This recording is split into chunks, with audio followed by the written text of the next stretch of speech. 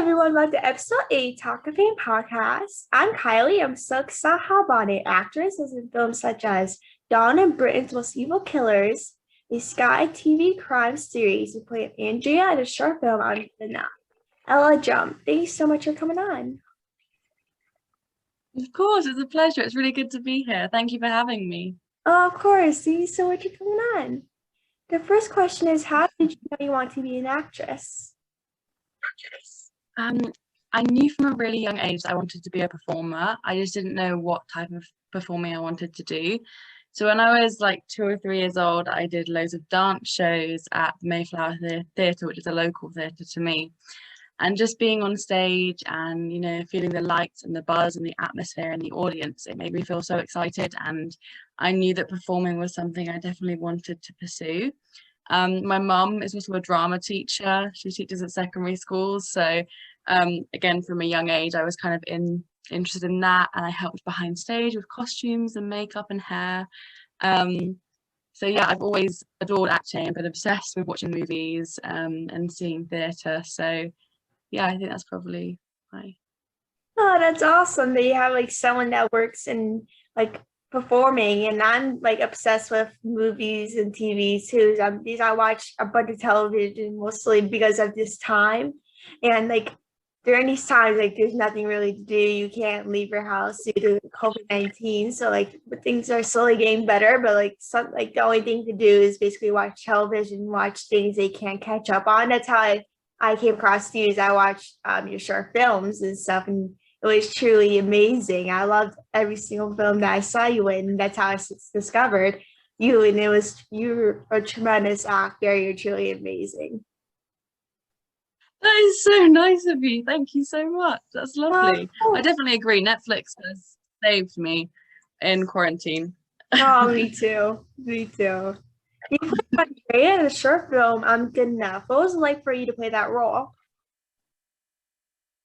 It was really enjoyable. I hadn't done film and TV acting for about 5 months because of the pandemic and because I've got my A levels. I don't know what it's like where you are, but like big exams that are quite important. So I had those exams to take. So I kind of stopped looking for jobs, and it was the first job I'd done in 5 months. So it was so good to be back on set with all the camera and the crew, and it was a lovely experience. And I really like working on projects that have strong messages. Like I've done some stuff on road safety and things like that before. And this was about mental health, and that's something that's really close to my heart and really important. So when looking at the character of Andrea, like I had to really focus on how I was going to portray her to the audience and how I was going to get her to connect to the audience. So this project was really important to me. I had a lot of fun doing it. That's really awesome. I watched that role, and that was seriously one of my favorite like movies. Like that project was truly amazing, and mental health is so important to me as well because like mostly during these times of COVID, a lot of people are experiencing mental health issues and a lot of anxiety, depression, and like there's nothing like really to do about it because like during these times they're always not doing anything most like we used to because like we're always home and we didn't do things as we used to now. So like it affected me a lot too with mental health and stuff, like not doing things as we did. And that movie, I watched that movie and it really touched my heart with mental health and really lifted me up and taught me to really not give up on things, like especially during these times, like just try to live up to the best and like try to live a normal life, pretend it's like a normal life and try to do things that you're trying to keep doing. Definitely. Well, I'm glad you enjoyed it. And definitely mental health is such an important thing. And definitely the pandemic has affected so many people. So I think doing projects like that, using, art to touch people and support people, I think it's a wonderful thing. I agree. Do you have anyone that you look up to in your career? So many people. I could give you a whole list, but I'll cut it down. Emma Watson is a huge inspiration for me. I love Jodie Comer. I love Samara Wiley. There are so many actors out there who are incredible, but I especially like actors who are also interested in feminism or environmental issues. I love people who can act, but then they can also do like other things, like be activists and use their platform to kind of encourage other people to do better and treat the world better and things like that. So Emma Watson is a huge influence to me. I love everything she does, and I love like watching her talks about feminism, and again her acting is amazing. But I'd also say people around me really inspire me, like people I meet online, like you for example, or anyone who's young and who's got passion and drive. And I think it's just incredible that we can use social media to connect with so many young artists and just support each other. And I'm constantly inspired by the people that I see online. Yeah, that's truly amazing. I'm the same exact way. I love Emma Watson as well. She's one of my all-time favorite actresses. I adore her, and I love what she's doing with feminism, like with her activists. And because I'm totally like what she's doing, I'm trying to get everything, trying to fix what she's doing. Because I don't know if you heard of her. She's an American actress, Gina Davis. She's like doing the same thing as Emma. So like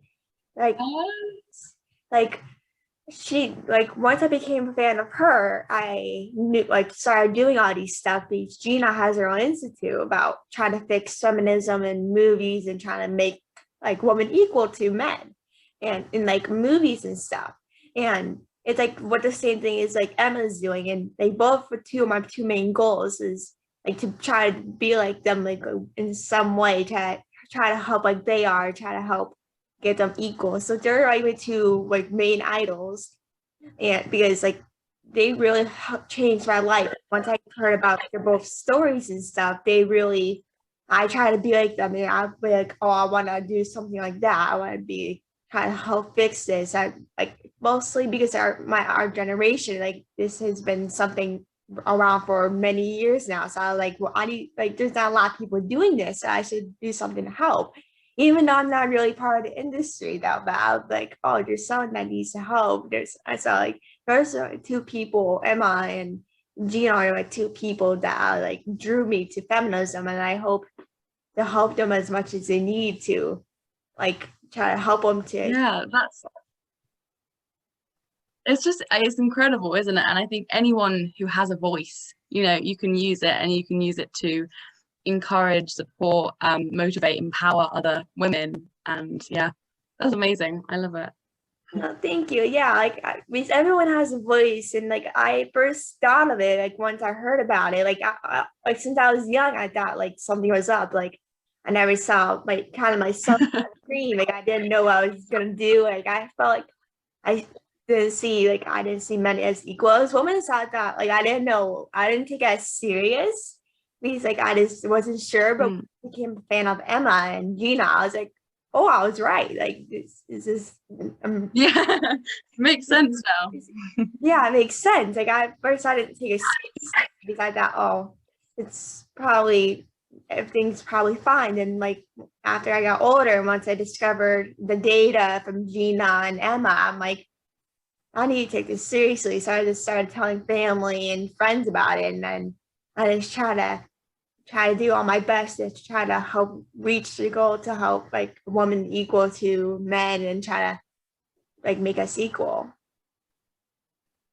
Definitely. And I think that's such an important thing, like realizing it for yourself and then helping educate other people about it. Because I don't know about you, but from a young age, I was always told that I was really bossy and opinionated. But I'd see, boys who were equally as bossy, but they'd get praised because they were natural leaders or they were really confident. But it's the terminology that's even used in childhood, like the way they describe girls and boys, and how boys are praised to use their voice and to be loud, and girls are not, and girls are told they're bossy, they're opinionated. And I think it's just knowing that you can take up that space, like don't be afraid to take up space, to use your voice. Yeah. And yeah.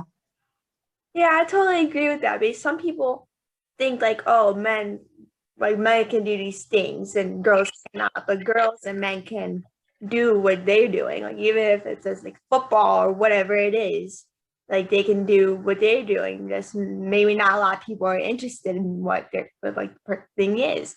So like men and women can do like the same exact things, but like some men just think like, oh, the woman can't do anything. Like they can only do some type of things like housewives and stuff. Like women can do more, like more, and like they can do like whatever they want to be. This more people need to recognize that, and that's why I try to do the podcast, because like more women try to hear women's voices and trying to inspire people to do a podcast. I try to get people like you one day, because you're truly an inspiration to me with acting and stuff. So like I just try to help people use their voice and try to inspire people to do the same thing. That's so sweet. Yeah, I 100% agree. What's the advice for people who like to be like you one day? Well, first of all, that question in itself is just a massive compliment to me, so thank you. But I would say work hard is like the first thing. I'd say if you want to go into acting, like a slightly more specific thing, develop social media and don't be afraid to connect to people and reach out to ask people for advice. Like there are some lovely people out there, lovely actors who, if you want monologue recommendations or drama school recommendations, they've got you. So don't be afraid to speak to those people. I'd say the most important piece of advice I could give anyone would just be to be kind. Because kindness is so important, and if you're kind to people, not only are you doing that and you should feel good about yourself, but you're also encouraging other people to be kind, and that's going to be so good in yourself, but in the industry as well. If you're known as a kind person who is nice to people, you're easy to work with, and I think just the most important piece of advice is be kind, encourage others, support others, lift people up. And yeah, don't be afraid, again, to speak to people, to connect to people, to use your voice, and just strive, have ambition, work hard, and enjoy it as well. Yeah. I totally agree with that. I love that. Like the most important thing to do is to be kind to people. And that's what I'm trying to do, is I try to be kind to people, trying to tell people their stories like yours and trying to be kind to others, because that's really the most important thing right now, is to be kind to people, because you don't know what people are going through in their lives, right? Especially at this time, you don't know what they're going through. And like it's the most important thing, is to be kind. That's what I'm trying to do, to try to lift people up, trying to bring podcasts to help help people, like to be happy and bring people entertainment, try to make people happy and try to give people support, like like your people here for you, like a lot of people care about you, like your friends and family, and like you're important to so many people, and you're just like everyone's lucky to have you, even if it's just your some friends and family, everyone's just lucky to have you. And that's what the main goal is for me, to be kind to others, give back to people, and just try to be like savor and like save and be grateful for what you have. Definitely. I could have not said it better myself. That was perfect. Thank you. The final question is, what is your favorite role that you've done? Okay, so I was thinking about this question and I've picked two, so I hope that's okay. I picked one for film and TV and one for stage, because it's slightly different. But I think for me the most important and probably my favorite role was playing Dawn Ashworth in Britain's Most Evil Killers. That was my first kind of TV debut, and it was a really important thing for me to do, because she wasn't just some made-up character. She was a real girl who went through something quite traumatic. So when I was kind of, what I normally do is character development, and you have to create this character, but for Dawn, because she was a real person, a lot of it meant I had to do a lot of research, and I wanted to kind of do her and her family and her story justice. So I wanted to do a lot of research for her, but because it was so important, I really enjoyed doing that performance and understanding more about her and what happened to her. And I think that's just something that needs to be shown more. And obviously, because it was the first thing I did properly for TV, that will always, I think, hold a special place in my heart. So that was my favorite TV and film role. And then I think my favorite theatre role, it was a little amateur play we did. We did Pride and Prejudice. and I played Elizabeth Bennet. And oh my gosh, she is just one of my favorite characters ever. I'm obsessed with period dramas. Love Little Women, Pride and Prejudice, Emma, like Jane Austen is incredible. So playing her was so much fun because you get to analyze the literature and you can just watch all the movies and adaptations of it. So yeah, that was probably my favorite stage role. It's a lot of fun. Yeah, I love that. Like those are two amazing roles. Like I love like old fashioned movies like that, like where old people like my see what it was kind of like back then, like the way they dress. Like it was just truly amazing. Those two roles are too amazing. Like I love like warning about like what it was like back then and like warning like what they dressed and what they did. Basically, even though I wasn't born back then, it just really fun to discover like what it's like being back then. Like you're lucky you get to experience this type of roles. Because I love those type of roles is trying to like learn and trying to be part of these characters. And like especially if it's just a person, like it's like fun to kind of be a person and dive into their life and what they've been through and what they got to experience. So that's like one of my dream roles if I was acting is to be like a person. He's like I just kind of know to get to connect a person and get to like talk to the person and get to if they're still alive, to check connect them and tell their story and do like a bunch of research with that in your life. So I just find that like really interesting. Yeah, it was really interesting. Thank you so much for coming on. I wish you the best of luck for your career. I can't wait to see what the future holds for you, and I hope you have a great rest of your day. Thank you so much for coming on. Thank you, Kylie. Thank you so much.